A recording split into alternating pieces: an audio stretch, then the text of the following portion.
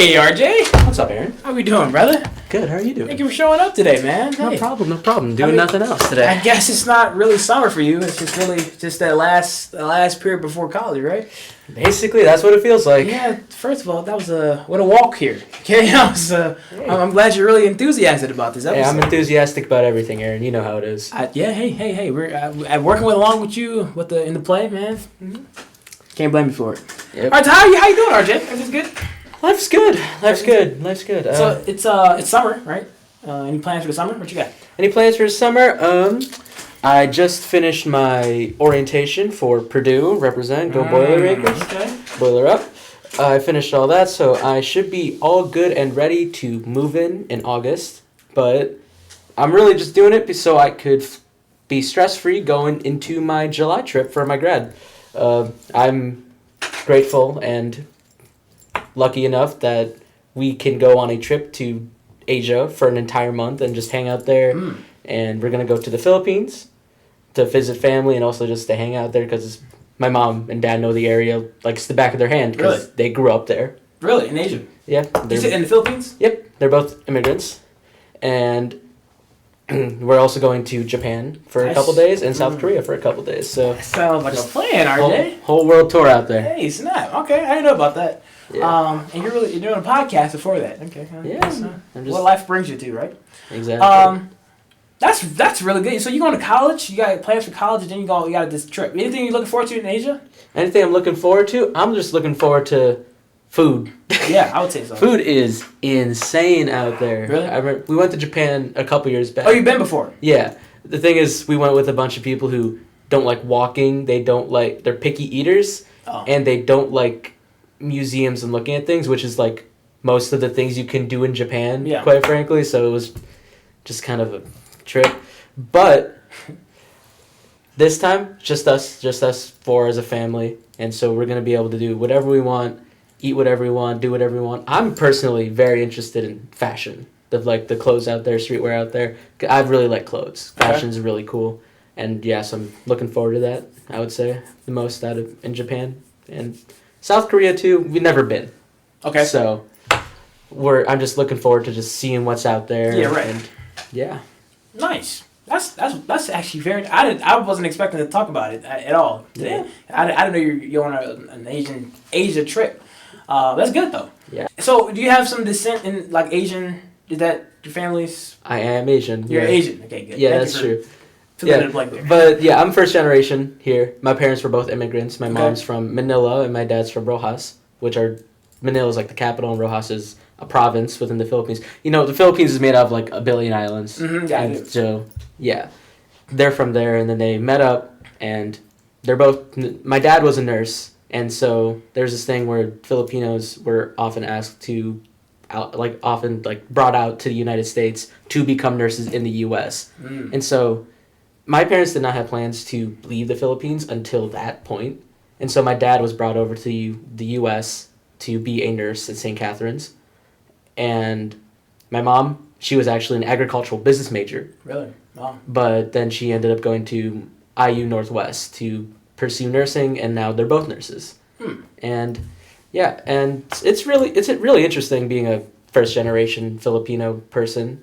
It's like a thing with a lot of first-generation people, regardless of like the Asian, wherever you're from. You kind of feel like this weird sort of like in between because at home you feel like it's very like wherever country you're from. For me, Filipino, but at the same time you are raised American. You're raised around a bunch of Americans and a lot of that. So you kind of just become this split where it's like you're not totally Filipino, but you're also not totally American because you have those split values and cultures and split between the identities. Exactly. Culture stuff. I like that. Nice. Yeah.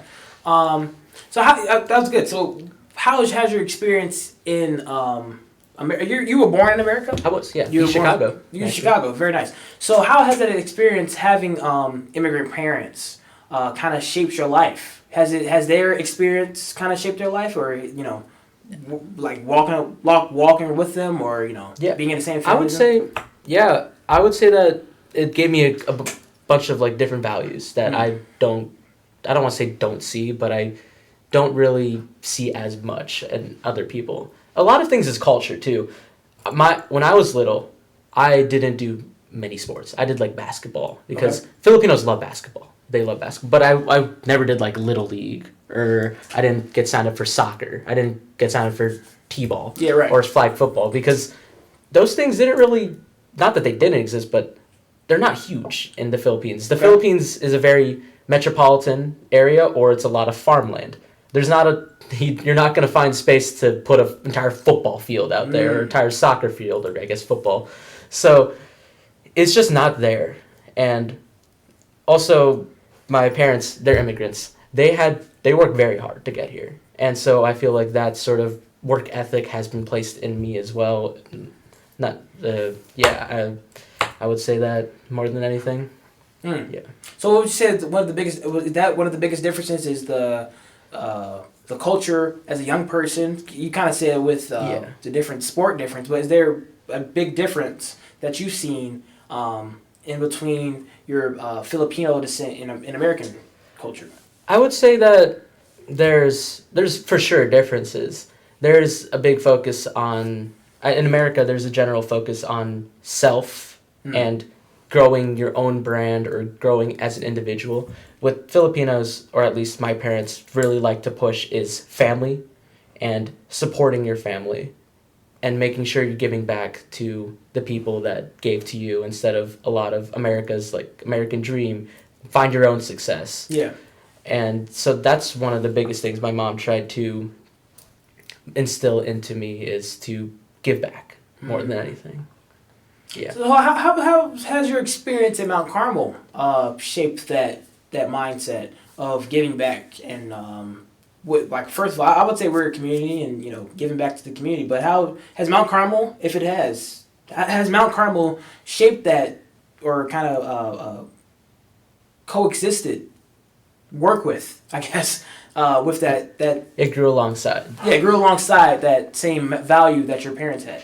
Yeah, totally. I would say there are so many like pushings for charity and giving back to the community.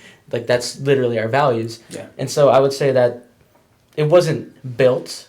My idea and value of giving back was not built here, but it sure was reinforced and it was built upon. And I would say Mount Carmel does a great job of making kids want to give back to the people that gave them and gave them opportunities to be who they are, be where they are, and be able to do the things that they can do. Nice. So I don't want to keep staying on your descent or anything, but since you are Filipino, I am Filipino, and we don't see that a lot. We haven't seen that a lot, and that our percentage. When you think of our percentage, like you see those charts and everything of student population, of like race and all that, we don't see much of Asian. So how has your experience as a Filipino attending Mount Carmel been? It's been really interesting, I would say. In my life, I went to a private school before. It was a private Catholic school, and that was predominantly white, like 80% plus. And so I didn't see a lot of my sort of Filipino or even Asian folks there. And so coming to Carmel, it was a lot of the same. There are Asian folks here. I think there's this one sophomore, Kevin Bisonai. Do you know this kid? I think he's Filipino. Okay. But don't quote me on that. Regardless, it's just kind of interesting because you don't really see anyone like you. It's weird to go from like your own communities, my own little small like, communities, and then come back here and then see a total absence of Filipino people, like Filipino people or people that really know anything about Filipinos and the Philippines in general. It's not bad per se. I love being able to meet people who aren't like myself. There's so many different kinds of people here in Mount Carmel, but not being able to see people who are like me sort of is just like kind of a bummer. It's not a deal breaker, of course. This place is great, but it's just like, I wish. Some connection, right? Yeah. Everybody wish that. It's like you have like that shared connection with people who look like you, probably had similar life experiences to you because of their ethnicity. They were probably similar values, or even not even just past like values and stuff, but just similar culture. Yeah. Like eating the same foods, done the same things, had the same holidays. It's the same stuff, right? Yeah, You guys kind of have this agreement of, I get that, you get that, Yeah, it's something that you can only get from people who have similar backgrounds. You have that just already 3 steps forward of connecting with that person because you do the same things. Yeah, nice. So. I hope this is not coming as offensive, but go ahead. I'm good. Don't worry. So you knew that you knew that you were going to come to Mount Carmel as you were kind of putting yourself into it. Yeah. Before I get into it, did you kind of, how was that experience coming to Mount Carmel? What was the whole process? Some people have legacy that went here. Did your family have legacy or anything, connection? How did you find out about Mount Carmel? So in my school, you basically have. I grew up in St. John, Indiana, and so that's, if you know where Lake Central High School is. Yeah. That's where I grew up 5 minutes from that. Okay. And so basically people had like 3 choices on where to go. Lake Central, Andrean, Marion. Those were, for the most part, where everyone went. Like 90% of people went to those 3 schools. But Mount Carmel was also offered as an option for us. And most of us, being little 13, 12, 14-year-olds, were just like, ew, boys' school, right, yeah. Ew. And so, yeah, I never really I wrote it off, basically. And I was just set on either going to Marion or Lake Central. And coming to that, my mom said, hey, you can just take the test at Mount Carmel, because the placement test that all 8th graders have to take to see where they get placed in the honors and stuff. Yeah.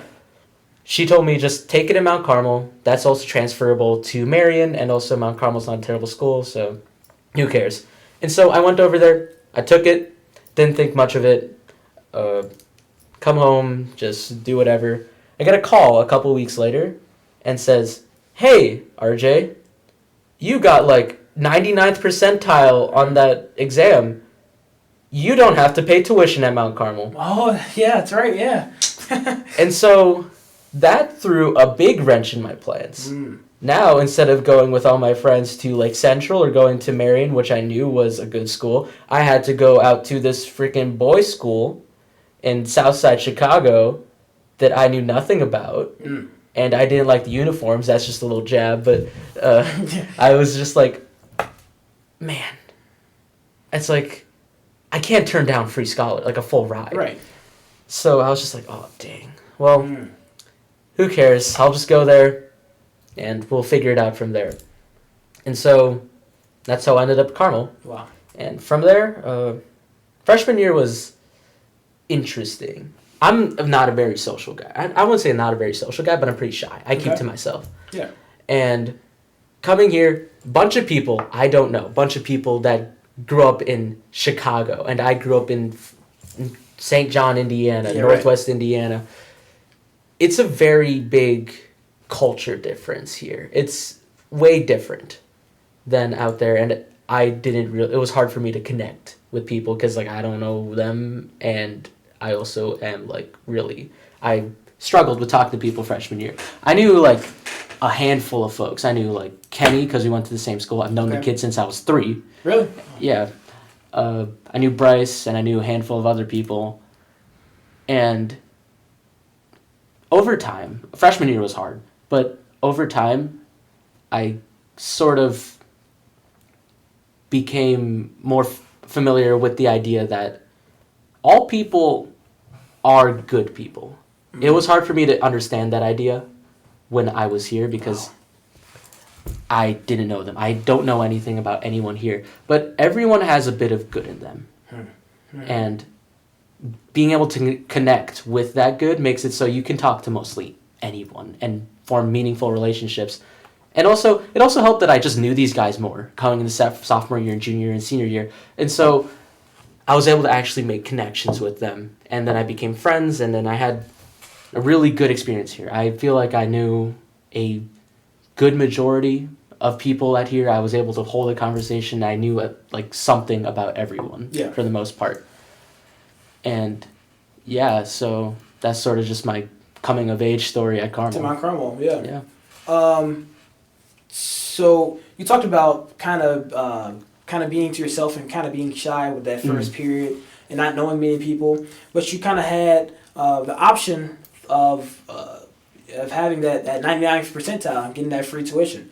So what was that kind of mindset that you kind of had kind of throughout the years? And a lot of people don't, because that's a one in a lifetime moment getting to have that opportunity, right? A lot of people are striving to get that 99th percentile, So what was it for you? Because for you it was kind of like, oh yeah, I just did it. I didn't really. Not even saying you didn't try, but like I wasn't really striving for it, and it kind of came up, and you kind of came to Mount Carmel. So what was the mindset when you came? The mindset was sort of, it's not flattering, but just get through it. I could not change anything about the fact that I got this once in a lifetime opportunity. You'd be a fool to turn down like 40,000, 45,000 or something over 4 years. Yeah. You'd be very, very dumb. Like 16, actually that's like 64. But regardless, you'd be a fool to turn it down. And no matter how I felt about it or how I felt about the school initially going in, I just knew, make it work. Because if you are going to sit here and just be mopey and dopey and be sad and annoyed the entire time, no one's winning in that situation. Your parents aren't winning because they think you hate it there. You're not winning because you are just negative about everything, and no one's gonna enjoy your presence if you're just depressed and angry and all that. And so I just went into it with the mindset that I'm just gonna try. I'm gonna try and get through it. I'm gonna do what I can, and I think 4 years later, I think I did a pretty all right job with that. With the I'm gonna try and I'm gonna. Yeah, I think I made some meaningful connections. I did a lot of things I never thought I'd do, and I have some memories that'll stick with me for another 70 years or so until I hit the grave. Okay, hit the grave. All right, just hit it. Yeah.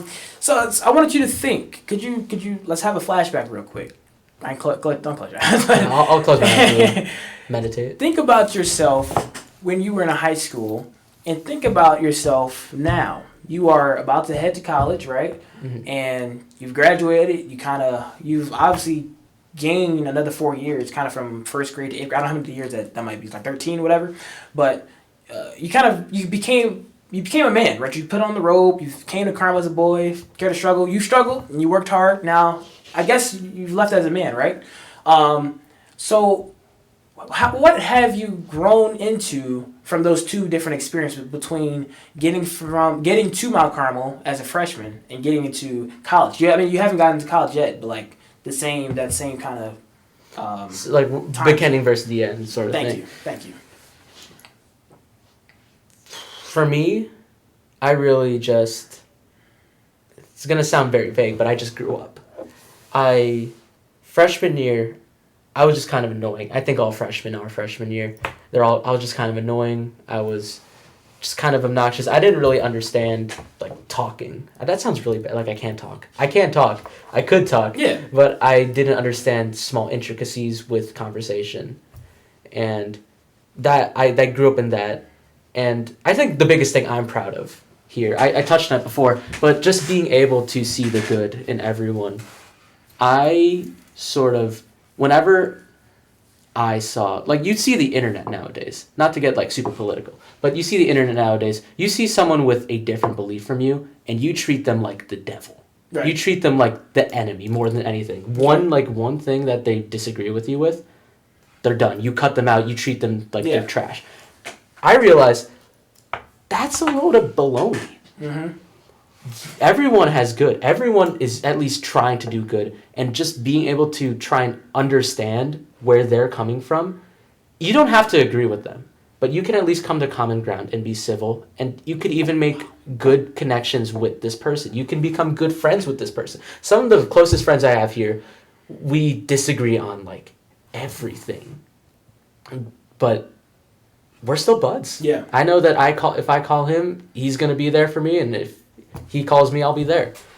And so I think that's just number one thing that I learned, and number one thing I want other people to learn is that being able to connect with people who aren't like you, don't agree with you, broadens your worldview, makes you a more complex person, more nuanced and less just one-sided, and just makes your life a whole lot better once you open yourself to those sort of possibilities of meeting new people, experiencing different things, getting uncomfortable, getting out of your comfort zone, of the echo chamber of people repeating the same beliefs to you, so you just you feel comfortable. But once you start hearing other things, you open your ears and eyes and your senses to other experiences, life just gets a whole lot better and a lot more full. I like that. So you said that you grew up and that you've learned to accept others, not even just for not accepting where you're changing or you're trying to move to what their belief is, or you're as in you guys can coexist with each other. I know you read it word, but that you guys can respect each other in a respectable manner and live together and work together. Yeah. Do you think that you would have gained that if you did not come to Mount Carmel? We'll never know for sure, right. But I think I could have. Mm-hmm. I think I would, but I don't know if it'll be the same way. Yeah. Just the demographics of people at, let's say, LC versus Mary versus Andrean versus Bishop Knoll versus here. It's all different.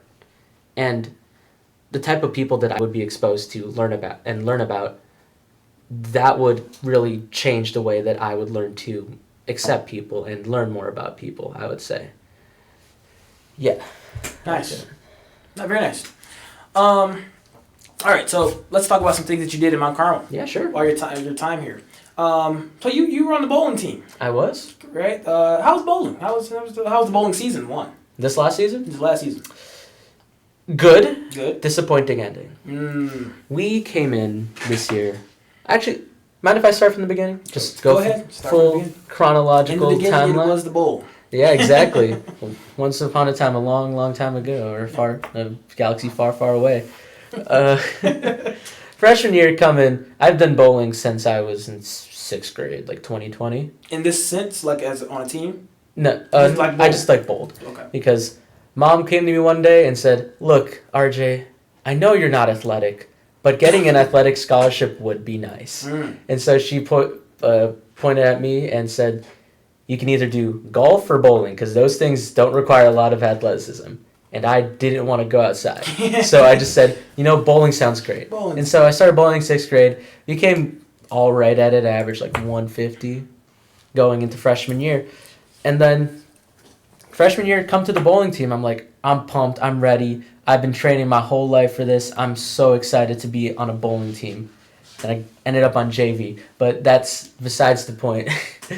Yeah. And freshman year, 2 games in after JV, I'm bowling around, averaging around a 150 something.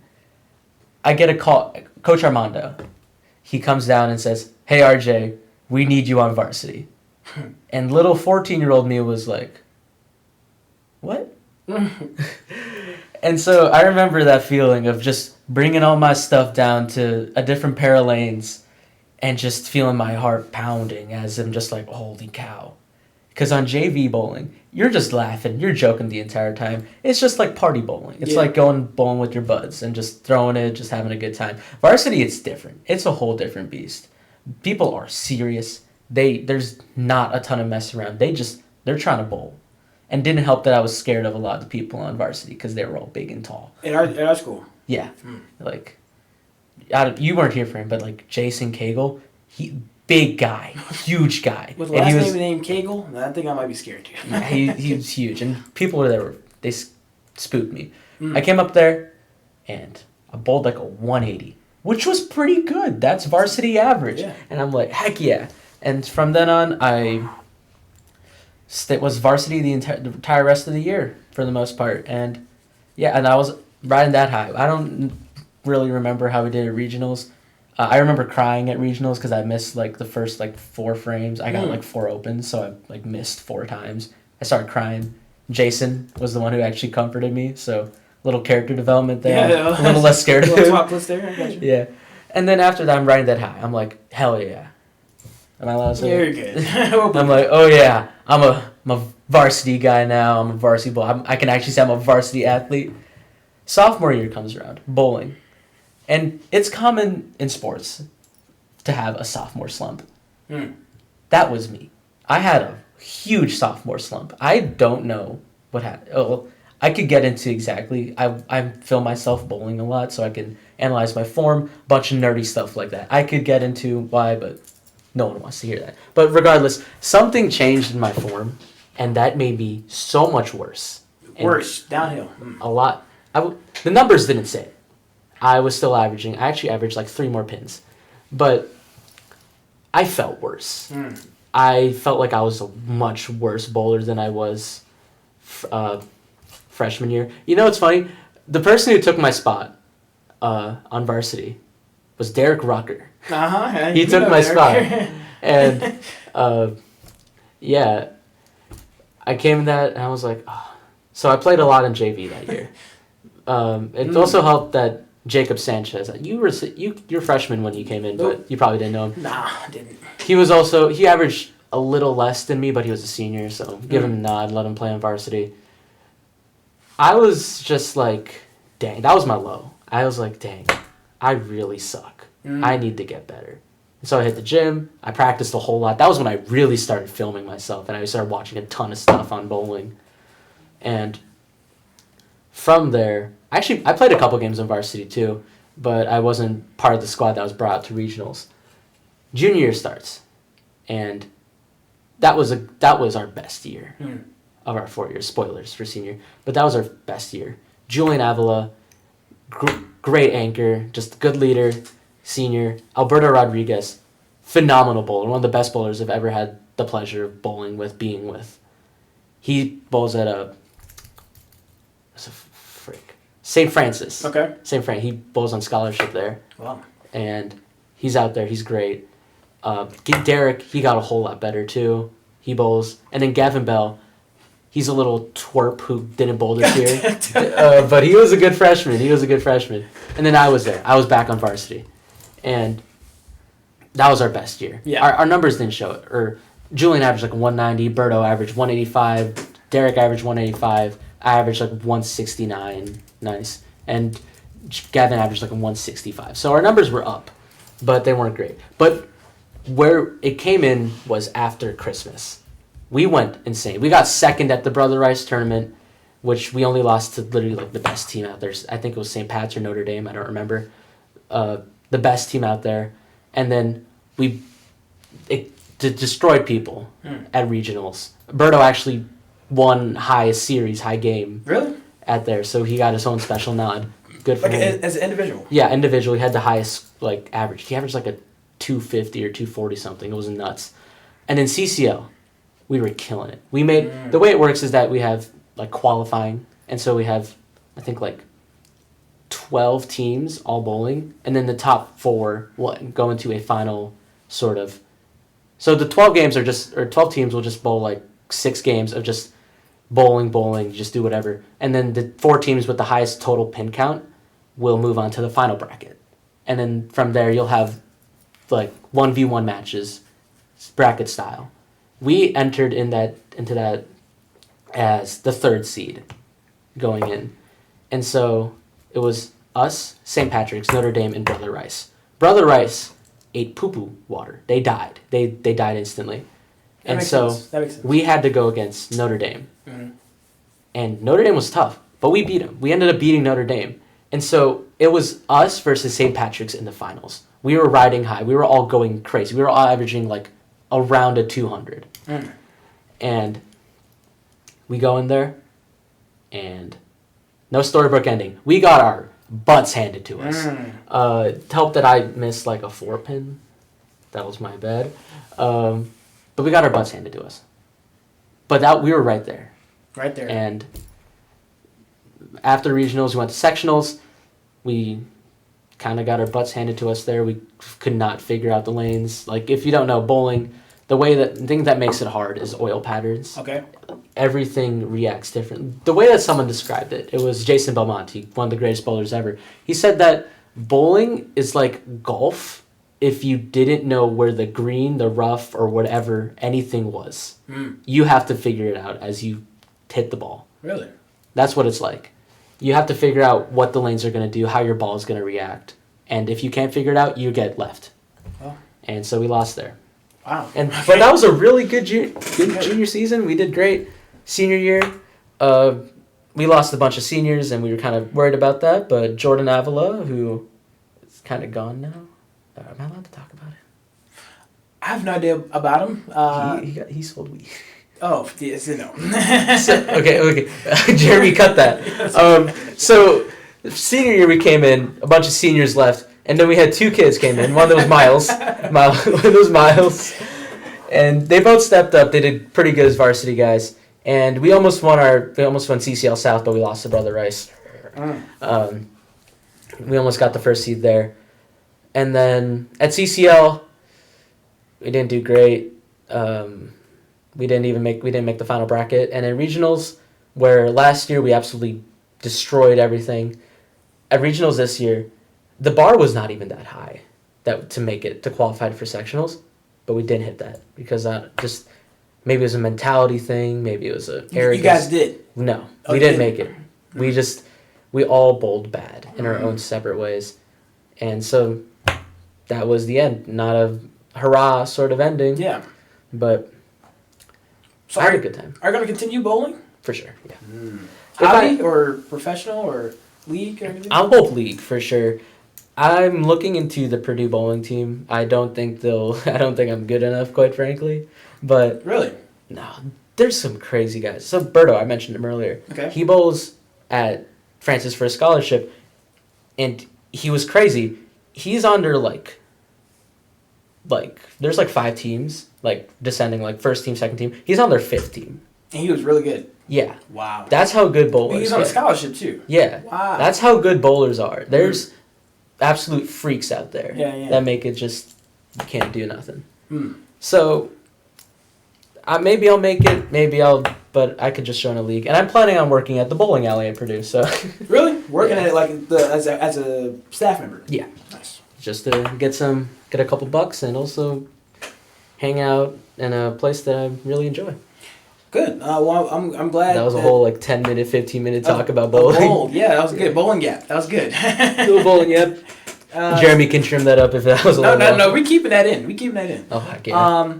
No, the reason I say that is because that's a good story. Like we hear about football, we hear about baseball, wrestling, totally. All that stuff. Yeah. But we don't hear about bowling. You know what I mean? So it's good. So the beginning of your story talking about your mom. Yeah, she kind of got you into bowling. You think that was a good decision to pick bowling rather than golf, or to pick? Totally. She got you into that. Yeah, I don't know if I would have fallen in love with bowling or golf the same way I do bowling. I don't. It's just something about that. The thing that I love about bowling is a lot of the time there's always something better you could do. There's always improvements to be made. There's always you could always tweak this, tweak that, hit a better shot, give it the ball a little more hook, change the axis rotation. There's always just something there's those little minute micromanaging details that just make it really, really satisfying when the ball does what you want, goes through the pins just right, and you get a good score. It's a really hard feeling to explain. It's like always learning. It's like it's like the same satisfaction you felt when you learned how to do something for the first time, but always keeps going. It's just always something to work on, and your results don't always show the change, but when it does, you feel that it's that peaks and valleys, but you're always going up. It feels like it's always something new for bowling. Is that what you're saying? It's always something new to learn. Always something that you could do better, and I like that. I feel the same way about drums. It's always I always feel like I'm not doing enough. I'm not doing enough, first of all, but you're doing plenty. I am not. Dude, be so real with yourself. I am not. Tell me that you don't do enough here. I think I am the best drummer at Mount Carmel. That's because Mount Carmel has no drummers. Okay, that's why. You're great. No. Don't sell yourself short, big guy. No. Be a little arrogant. Just a little arrogant. You deserve it. No, it's not because I deserve it. I don't know. But no. This podcast isn't about me, though. But good. I'm glad you. Okay. I'm glad we talked about bowling. Cause my uncles could bowl. Actually, they bowl. Oh, My one uncle, he does it in a league. The other one as a hobby. And they're really competitive. And I agree with like everything you said about like there's always something you got to improve on. Cause they always that was something. I'm like, you just bowled. Like you said, 150 wasn't that good. That's my regular. Okay, yeah, exactly. That's my regular. It's so cool because you even see pros. They're like, they'll always be working on something in the off season. They're like even the best bowler in the world. He just won 4 straight world championships in a row. He's insane. EJ Tackett. He's from Indiana. Go Hoosiers. Okay. But he's always working on something. There's always something new you could do. Better way to attack the lane or better mechanics. Just something always new. So I just think bowling. Besides this whole bowling rant, I can go on and on and on. This is me holding myself back, Eric. But bowling's a super sick sport. If people just understood just go play and just figure out how the sport works, the intricacies of it. Oh, it's Declan. It's Declan. Intricacies of it, you'll just love it. It's a great sport. Good. Okay. Well. Hopefully we don't come back to bowling. yeah, we got no more bowling talk. No more mentioning of bowlings. But I'm glad though. I'm not for real though. I'm glad we talked about the bowling. Yeah. And the bowling team and Mount Carmel too. So. Yeah, you're joining next year. Don't worry. Huh? You're joining next year. I can't hear you. It's too loud. Declan's talking to me during the class. Okay. All right, but let's talk about another team per se that you did in Mount Carmel. You did the theater. I did do theater. And you had a very vital role. Both years. Because you did it for 2 years, correct? I did 2 years. Did 2 years. As we're kind of trying to bring the arts or trying to uplift them in the coming years. So how was that experience being on the play and participating in it? I have a funny little story about it. So I did volleyball first 2 years. Okay. I wasn't very good. I'm 5'5" and unathletic. I just did it because I thought it was fun. And so junior year, I was planning on doing volleyball again. But then I think Bryce told me, like, hey, you should just audition. And I'm like, you know what? For kicks and giggles, I'll just audition. I did my best. And a couple days later, over the weekend, I remember I was in a Golden Corral. Golden Corral is very good. You should go. Oh, yeah, of course. Yeah. I was checking my email, and Mr. Perlberg sends me an email. It's like, congrats. You have the role of Caffey. You got the role of Caffey in A Few Good Men. And I'm like... Who? It's like he said in the email. I remember said it's a pretty heavy role, so you're gonna have to put a decent amount of work into it. And I'm like, really? And so I checked the script. I'm there for like 60% of it. Yeah, you are. And so I just sat there. I'm like, oh, crap. I cannot do both. I don't think I'd be able to do both volleyball and theater. Yeah. And so I just thought about like, do I want to sit on the bench on volleyball and cheer and go to practices when I'm not even going to play? Or am I going to try theater, this new opportunity that was offered to me? I've never done it before. And so ultimately I ended up doing theater. Awesome. Absolutely incredible experience. Love theater. And it was so funny. I made fun of my sister for doing theater my whole life. And then I became a theater kid too. And you 100% came a theater kid. Yeah. 100%. Exactly. Embody it. And then, yeah. You saying something? No, go ahead. You want to finish? I was just going to say, like, next year, ended up doing it again. Got Brutus this time. Yeah. Caesar. You did. They're actually not. The kid who did Casca, he could have done better. But let's say he did all right. He did all right. Stabbing. I heard the knife broke multiple times. Oh, no. At least it didn't break all 3 nights. Don't worry. It definitely did. But good. Yeah. So, I mean, what was that, Mr. Paulberg's email said you got to work a lot. How was that, what was the process that you put into it? You had 2, again, very major roles that you had to put a lot of work into. So how was you kind of, first of all, being in the top 10 of your class, and then, you know, with everything with college and everything, how did you make time for, you know, studying the script? What was any methods that you had or anything? People but people often ask me how I memorize so many lines. Yeah, right.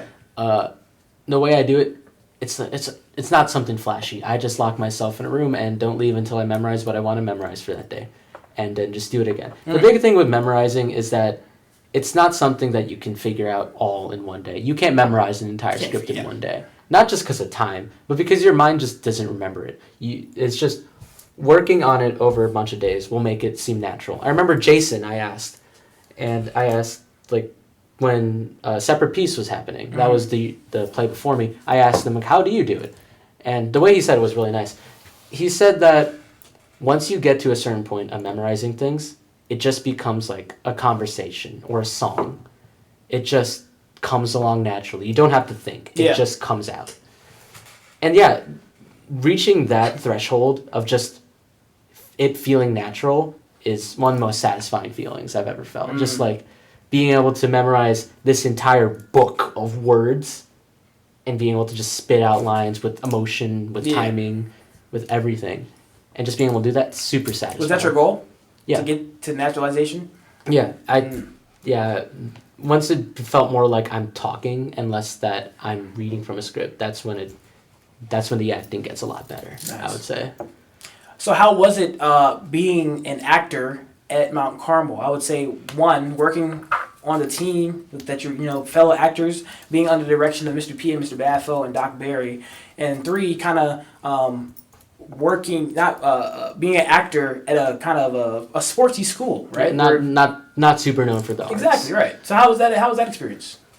I would say that number one shout out goes to Mr. Proberg. Incredible. Great. Absolutely revived this entire arts program here at Mount Carmel. Like this entire thing, not possible at all without Mr. Proberg. So shout out Mr. Proberg. Where's the camera? There. Shout out Mr. Proberg. And so he really taught me a lot about moving my body, about being able to talk, and more importantly than anything,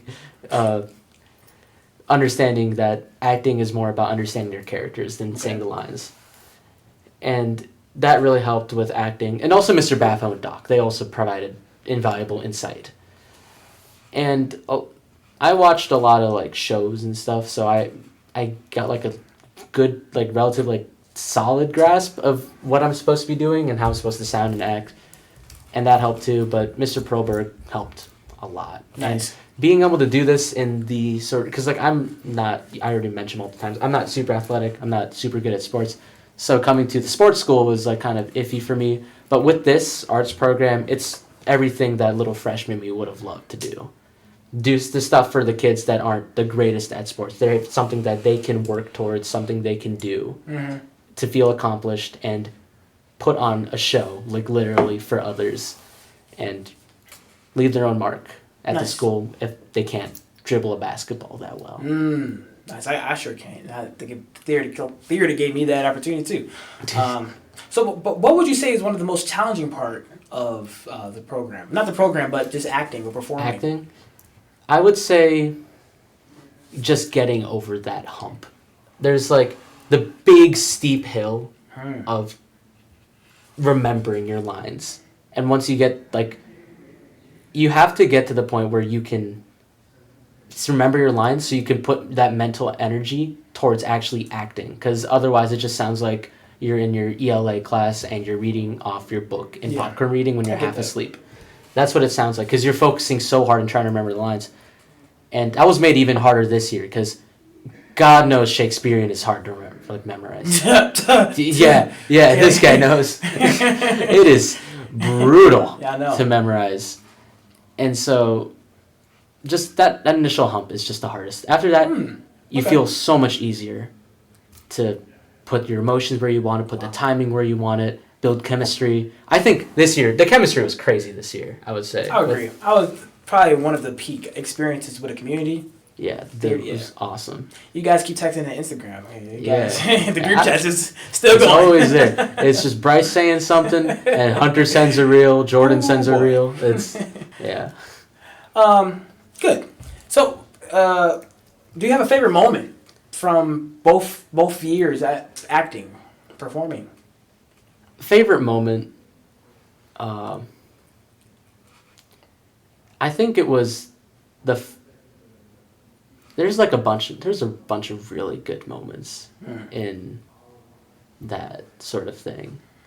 I would say one of my two favorite ones, I would say, are my first current call.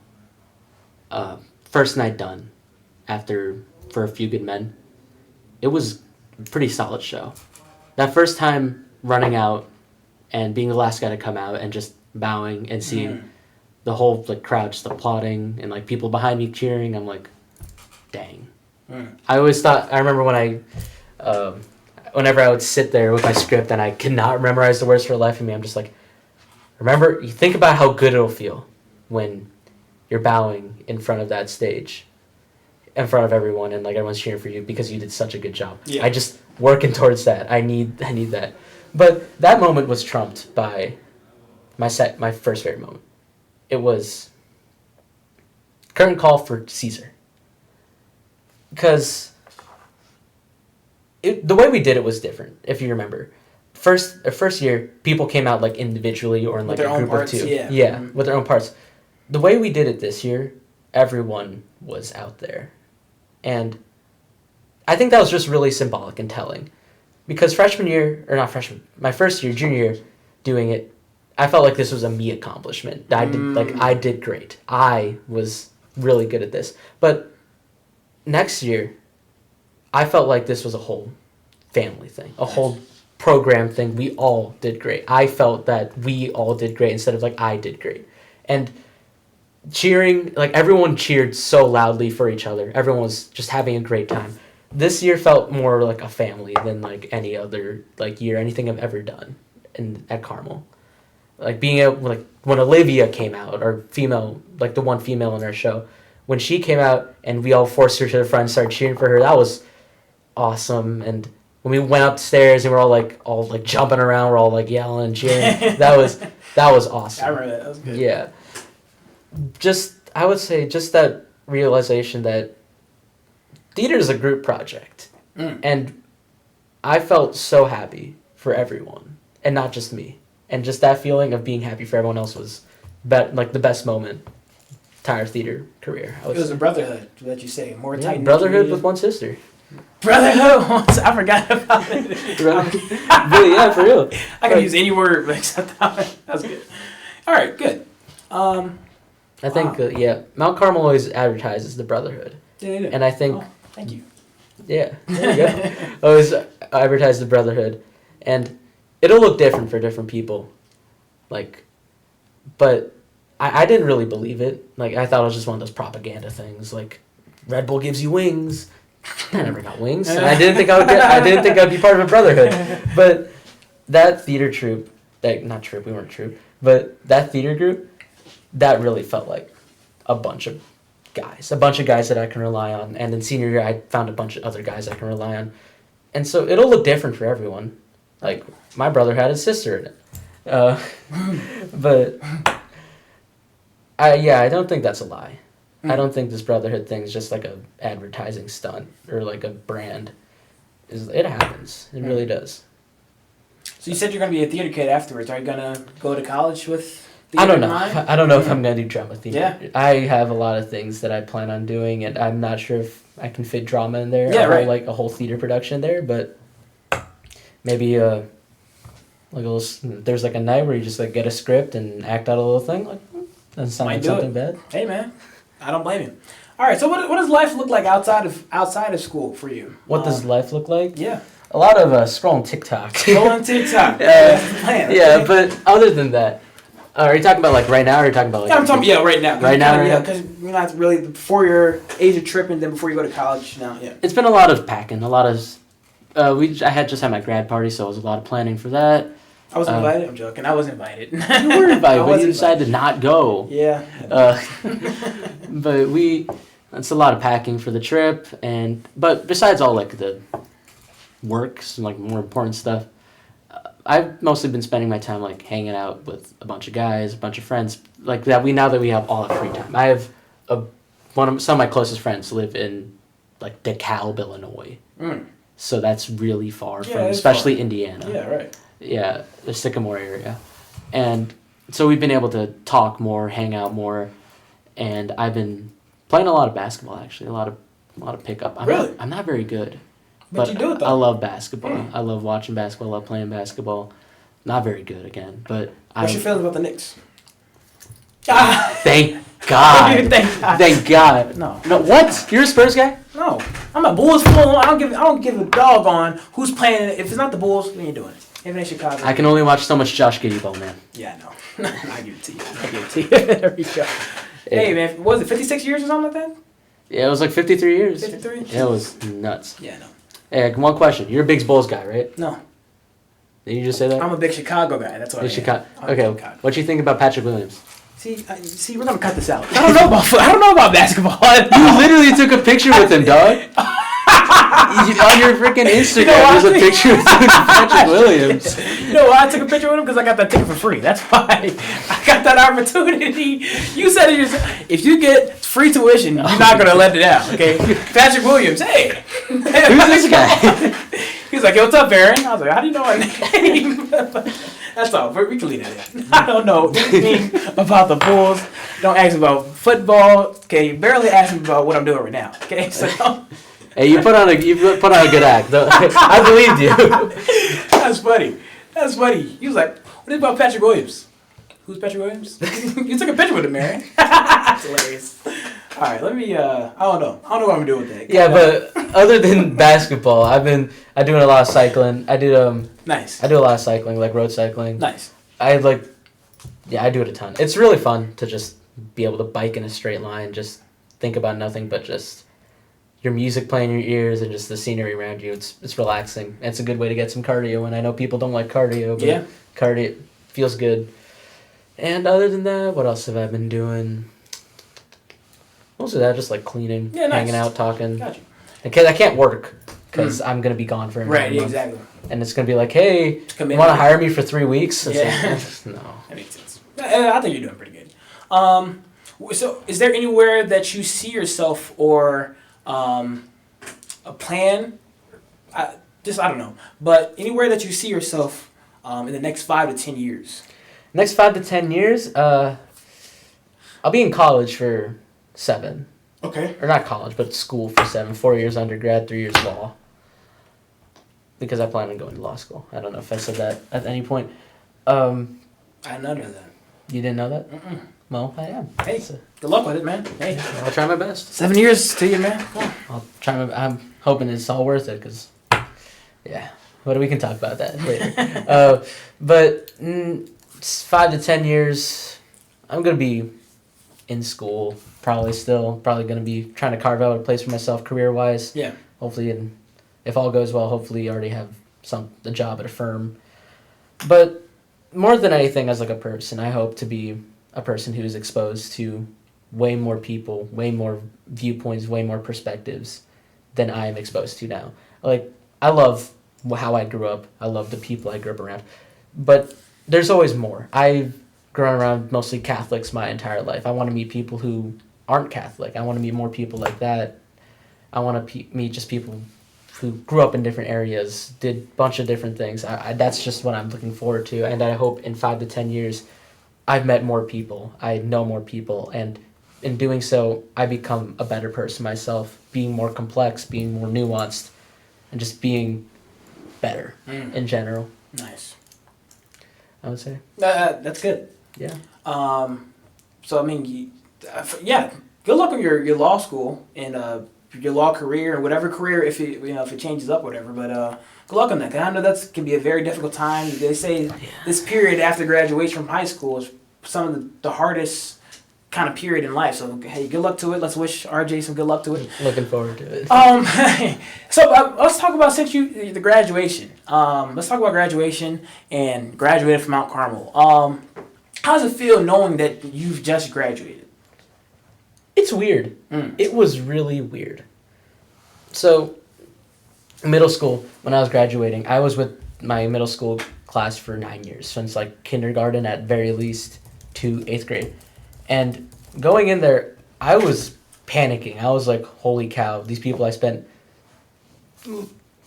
Excuse me. People have literally spent my entire life with. I'm not going to be with them anymore. And I was panicking. I was really freaked out about what was happening. And after that, I felt weird. I'm like, I don't know. These are just all I know. And so when it came to Carmel, and I graduate now, that feeling's not there.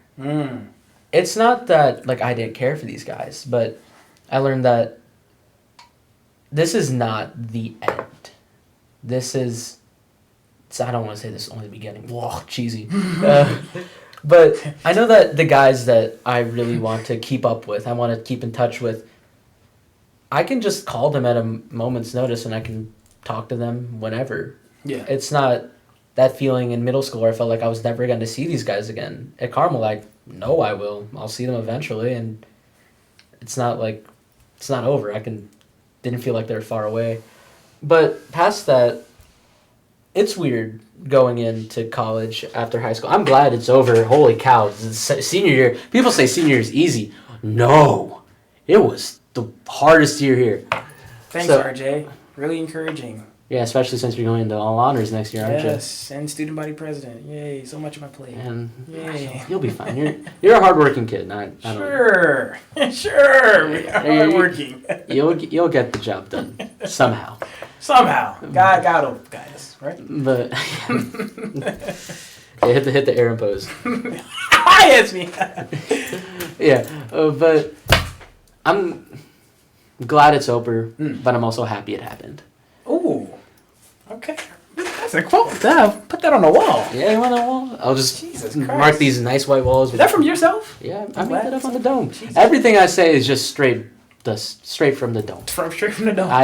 I'm just making up as I go, man. That was good. But, I'm sorry. Happy that it happened? Oh yeah, I was happy that it happened. And I'm just excited to move on. Yeah, I'm excited to see what Purdue offers me, see what new life experiences will come, and what it will feel like to not have to wake up at 5:40 every morning. Well, I get to sleep in. Actually. Yeah, great, RJ. I don't have to wake up at 6. You get to do it. I don't have to wake up at 5:30 and get home at 10 p.m. Yeah, who right? gets to do that? Who does that, Aaron? Every Mount Carmel student. Exactly. This guy. Yeah. All right. But anyways, so this is my last kind of final question before we kind of get into the fun stuff. What legacy do you hope you've left behind at Mount Carmel? I remember in my sophomore year, I did the honors preview night or honors thing where they took a bunch of honors kids and made them talk. Regardless, some guy asked me that same question, what kind of legacy I left behind, and I really like what I said. I remember, I'm not a flashy person. I'm not a person who likes to be in the spotlight, even though I did theater. I don't know how that makes sense. Yeah. But I try to be humble. Not always. But I do know that one thing, the one legacy I want to leave behind, I don't want to, and also I didn't leave behind a football championship or something great that I did here. But what I want to leave behind is just a little impression on people's minds, of the people that I've talked to and impacted. And just whenever they think of me, if they think of me, kind of weird, if I ever come up, they'll just think, yeah, that was a pretty good guy, decent guy. And that's the kind of legacy I want to leave behind. Just nothing crazy, nothing flashy, nothing monumental, just a solid, good influence that'll just... People are happy that I was here. Let's clip that and just put that. I don't know where we're gonna put it. Maybe you'll have some type of not memorial. Memorial. Not memorial, but a celebration. Celebration somewhere. And you can clip that as your legacy for high school. And I hope you kind of keep that going, because that's a really, for me, it is a bit more flashy. And to hear that, for me with my legacy, it is more flashy and kind of set stone. But you're kind of with leaving a legacy within people and not leaving a legacy within I don't know, the building or whatever. But I like it. You want the people that you experience with.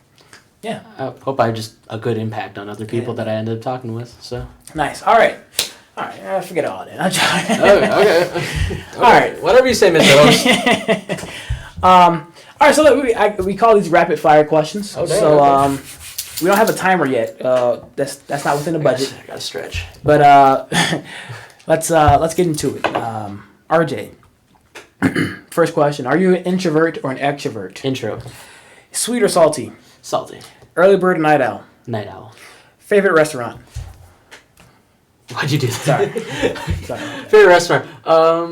I've been a fan of Popeyes recently. Oh, really? I love Popeye. I love that chicken Popeye. All right. Heck yeah. Don't y'all. Never mind. Never mind. Yeah, I'm clipping that. No, please. Dream vacation. Dream vacation. You can clip this out. Your mom's house. I don't know. Say the question again. Dream vacation. Dream vacation. I would love to go to... where would I love to go to? These are rapid fire. I would love to go to a really nice aquarium. I don't know where that's going to be. Sure. Okay. Favorite teacher. Favorite teacher? Yes. I loved am I allowed to say people? Mr. Brooks Neverly. He's not here anymore, but loved him. Favorite guy. One of the best. All right. That's it right there. That's it? That's it. We got one more question. If you're a sandwich, what would you be? If I was a sound? Sandwich. A sandwich. Sandwich. What would you be? If I was a sandwich, what would I be? I would be a spread of Nutella in between two pieces of white bread. Sure. Yeah, spread of Nutella. The fact that you said a spread of Nutella in between. You said the Nutella? Yeah. That was funny. Okay, I don't know. All right. Okay. Anything that you want to leave to our Mount Carmel Nation? We've got alumni, we got parents, we got your graduating class that might hear this. We got incoming freshmen who might hear it. Students. Anything. Wow, a lot of pressure here. A lot of pressure. Kind of feeling that. Yeah, I didn't give you any preparation for this either. Okay, I would say, I mentioned it before, but my sort of three sort of pillars in my life are patience, understanding, love. And if you are patient enough to hear people and then understand them, you learn a way to love them. And I think that everyone could use a little more of those things. And once you do that, world becomes better, your life becomes better, everyone's life becomes better. And second thing I will say is for specifically students and incoming freshmen or whatever, can you walk faster up the stairs? I had to deal with that for 4 years. No, for real though. Y'all do. Can you walk up the stopping in the stairs? It's so bad. I get it. Like the first 2 weeks or something. But we're a month in, you guys are just walking slow. You can talk to people. Move. Come on. Oh my god! And the thing that annoys me the most: people who just cover the entire hallway when they're talking. I'm trying to get to class, man. You can talk in somewhere else, man. And I'm in the middle of the hallway. Yeah, exactly. All right, RJ. Hey, that's the end of it. That's the end of our episode here. Yeah. I thank you so much for coming in today. Yeah. I know. I love the plan you had for us today. I thought it was pretty good, and yeah, I loved it. Thank you. So yeah, this is a great episode. First of all, one of my favorites for today. We did a lot of episodes today. I call it the media day because we've done about six episodes, and we got a couple today? more. We're doing 6 episodes today. Wow. Doing six episodes. So you have a partnership with Netflix yet? Or Spotify? Sponsorship. That's what we need. Hey, sponsors. Hey. Hey, sponsor this guy. He needs it. I do need it. But yeah, so it was a great episode. I wish you the best in your college career and your career. Wishing you the best too, as Mr. President. Yeah, my cap. Yeah, there we go. Yeah, it's big big plans in mind. We got. So yeah, I'm sad you guys couldn't enjoy it with me, but it's all good. It's all good. This was RJ Risos. My name is Aaron Hyler. Thank you, Mount Carmel Nation. Have a great day and go here.